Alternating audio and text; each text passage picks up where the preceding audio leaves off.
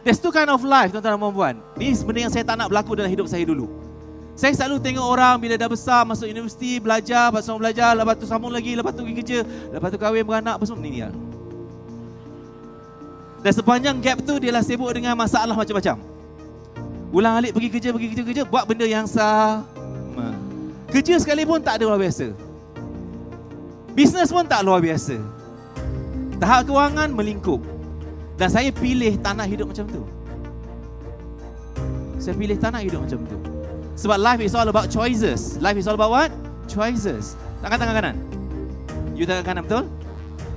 It's a choice. Turun balik. Angkat tangan kiri pula. It's a choice. Allah bagi kita pilihan nak angkat kanan atau kiri. Atau tak payah angkat duduk pun boleh. Maksudnya apa? Kita ada jalan yang kita boleh pilih.